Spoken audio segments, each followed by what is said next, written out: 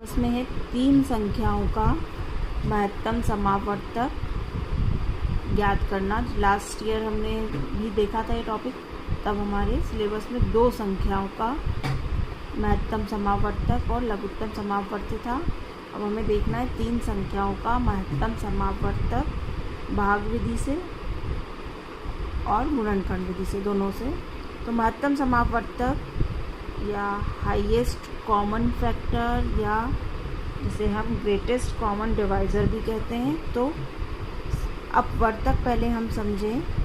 अपवर्तक या इसको हम कहेंगे फैक्टर्स विभाजक। ठीक है, तो पहले हम ये देखें कि अपवर्तक क्या होते हैं। तो अपवर्तक आपके जो हैं वो किसी भी संख्या के अपवर्तक का अर्थ है उसके विभाजक, है ना।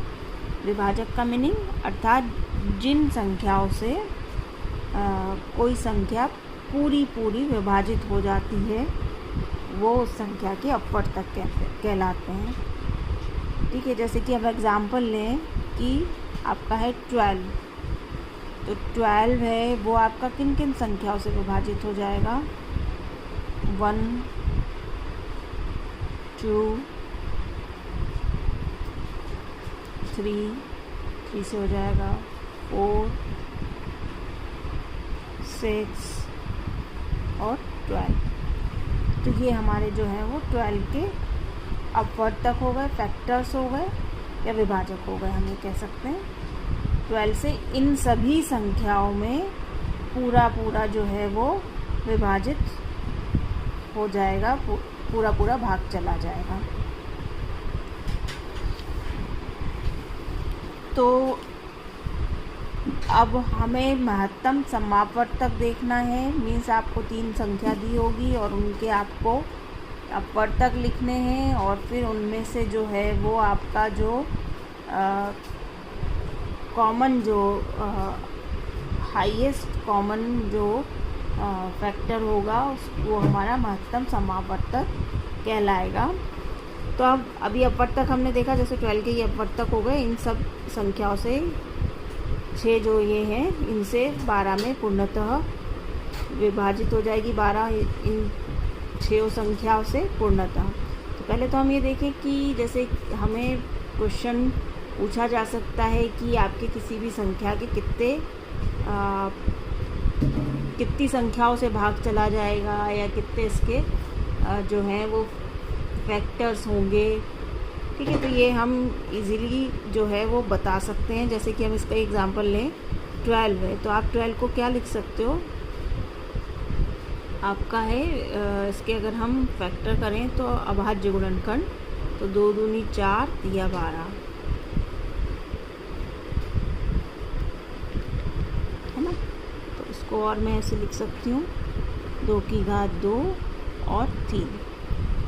तो अब हम इसके अगर हमसे पूछा जाए कि आप 12 में कितनी संख्याओं से भाग चला जाएगा या कितनी संख्या इस 12 को विभाजित करेगी, तो वो आपका जो है उत्तर जो है आपको इनकी घातें लिख लेनी है। जैसे 2 की घात 2 है तो आपका हो गया 2 + 1 या 3 की घात 1 है ना, 1 + 1 कितना हो गया आपका 3 × 2 6।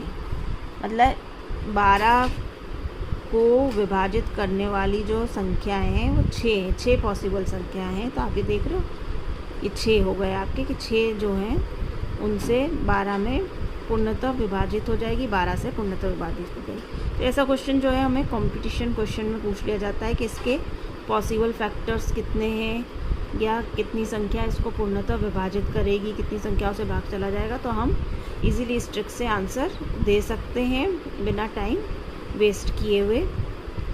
ठीक है, तो अब ये आपके एक संख्या के अपवर्तक हुए। इसी तरीके से हमें जिस भी संख्या को दिया होगा उसके हम अपवर्तक लिख लेंगे और अपवर्तक लिखने के बाद हम उसके जो है इजीली कॉमन जो है अपवर्तक निकाल लेंगे। तो जैसे कि एक क्वेश्चन लिखा है 24, 40 और 64 का आपको महत्तम समावर्तक निकालना है। ठीक है, अब हम जो है इसका जो है महत्तम समावर्तक जो गुणनखंड विधि से निकाल रहे हैं, तो 24 को अगर हम अभाज्य गुणनखंड करें तो आपको पता है कि 12 दूनी 24 मीन्स हम इसको लिख सकते हैं 2 2 2 और इंटू 3, ये हो गया। अब हम 40 के लिए 40 के फैक्टर हम लिख लेंगे 2 इंटू 2 इंटू 2 इंटू 5, इसको हम लिख सकते हैं 2 की घात 3 इंटू 5। इसी तरीके से 64 के हमने लिख लिए 2 की घात 6 बार है तो 2 की घात 6। अब हमें इसका महत्तम समावर्तक लिखना है, तो महत्तम समावर्तक में हम क्या करते हैं कि सबसे छोटा गुणनखंड है इसका 2, तो 2 हम देखते हैं कि इन तीनों संख्याओं में कितनी बार उभयनिष्ठ आया। तो आप देख रहे हैं 2 3 बार आया है, यहाँ 2 3 बार आया है, यहाँ 2 6 बार आया है, तो 3 बार जो है वो आपका 40 24 40 व 64 का बस।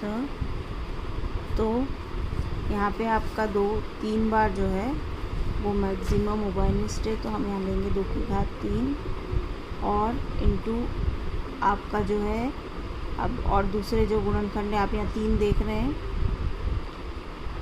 इसमें नहीं आया, इसमें नहीं आया। इसी तरीके से 5 भी जो है वो उभयनिष्ठ नहीं है, केवल 2 ऐसा गुणनखंड है जो कि तीनों में है और 3 बार उभयनिष्ठ है। तो 2 की घात 3 में 8 जो है वो इन तीनों संख्याओं का महत्तम समावर्तक हुआ।